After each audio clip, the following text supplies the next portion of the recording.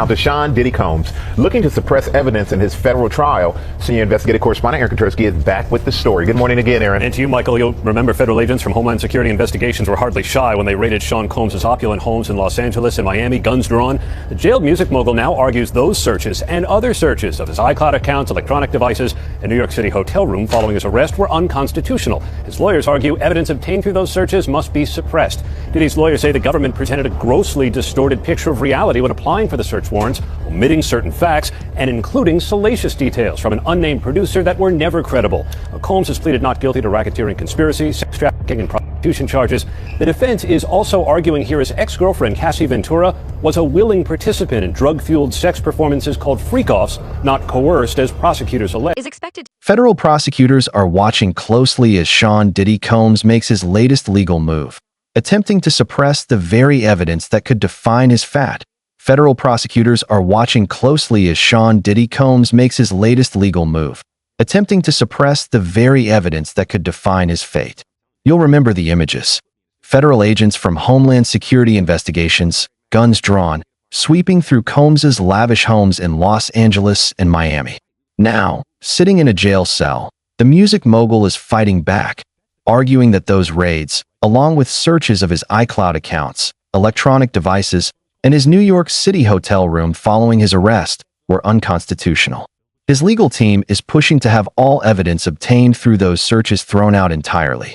Diddy's lawyers claim the government painted a grossly distorted picture of reality when applying for those search warrants, leaving out key facts while leaning heavily on sensational details supplied by an unnamed producer they describe as lacking any credibility. Combs has pleaded not guilty to racketeering, conspiracy, sex trafficking, and transportation for prostitution.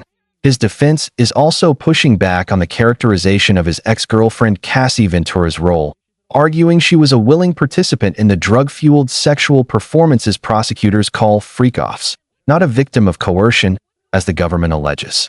Ventura is still expected to take the stand against him when the trial begins this May, and the pressure on Diddy's team is unmistakably building.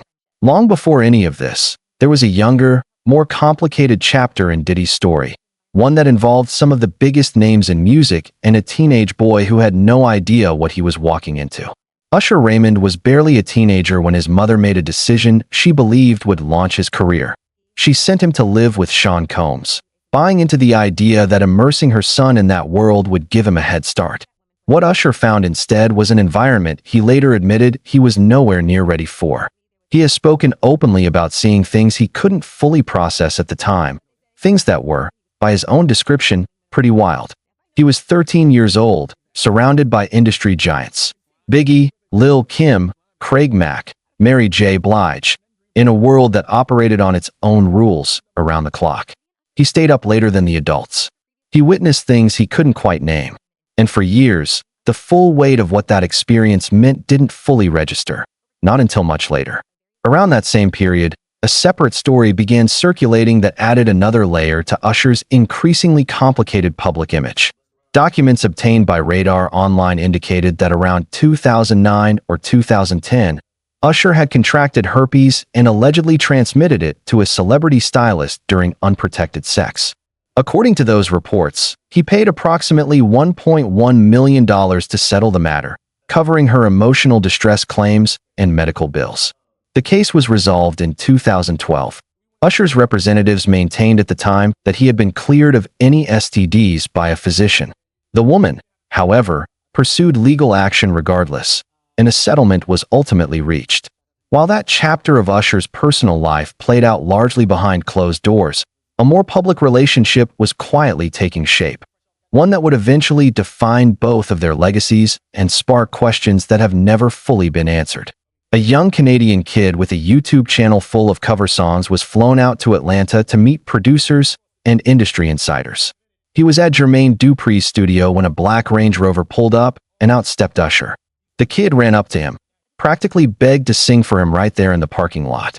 Usher, polite but clearly in a hurry, told him to come inside instead. It was the gentlest possible rejection. The kid was disappointed. A week later, Usher watched his videos with his manager and reportedly couldn't believe he had passed on him. He flew the kid back to Atlanta. He wanted to sign him, but there was competition. Justin Timberlake also wanted the same kid. The way the story has been told since, Usher and Timberlake essentially went head-to-head for the right to sign him, and Usher won. That kid, of course, was Justin Bieber. What Usher offered Justin Bieber in those early years was more than a record deal. It was access, mentorship, and a direct line into the industry's innermost circles. But that access also came at a cost. Justin has since hinted, in various ways, that his relationship with Usher, and what that relationship exposed him to, had a profound and not entirely positive effect on him. What was once celebrated as a mentor-protege success story has come to look far more complicated in hindsight. Part of what complicates it is Diddy. There have been accounts suggesting that Usher, despite his own complicated history with Combs, at one point granted Diddy temporary guardianship over Bieber for 48 hours.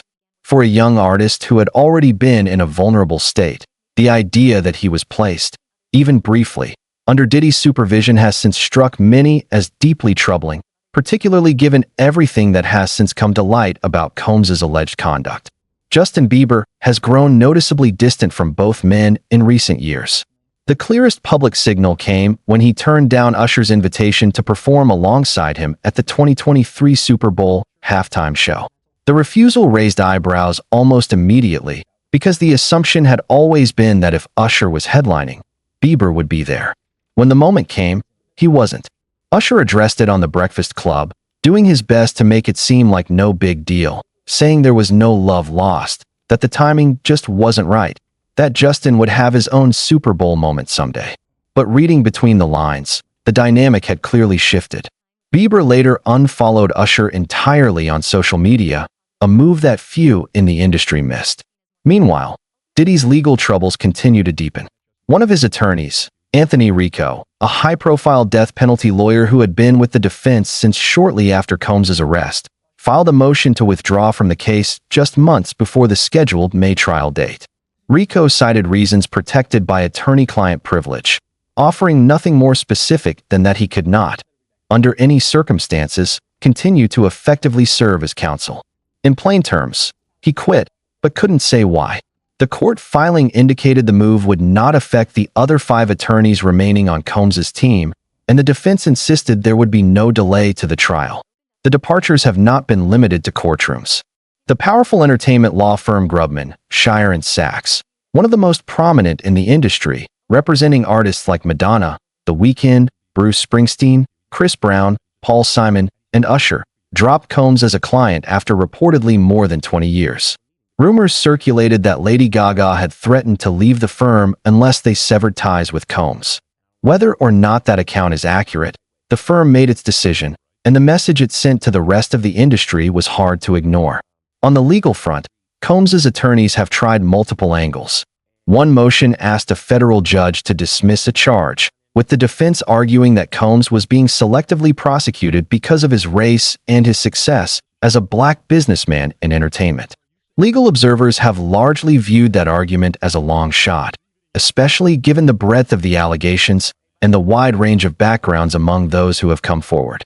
The deeper defense strategy appears to center on the argument that what happened in Diddy's private spaces, the so-called freak-offs, was consensual adult behavior, not criminal conduct.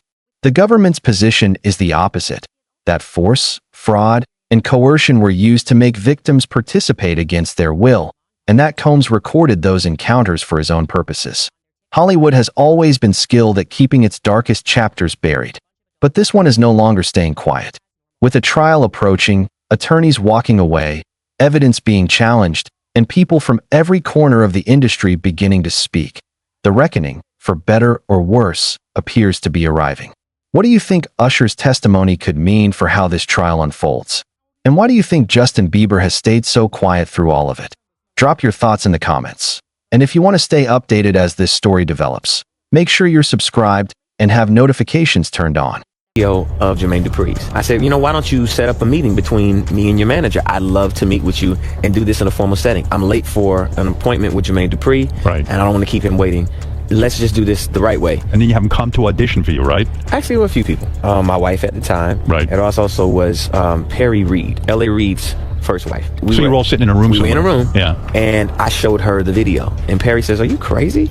you better get down there and meet this kid right now. He's amazing. When all these pics come out and all this stuff with Bieber's big penis, are you the mastermind behind that? Say, listen, show off your big penis and people will come to the concert.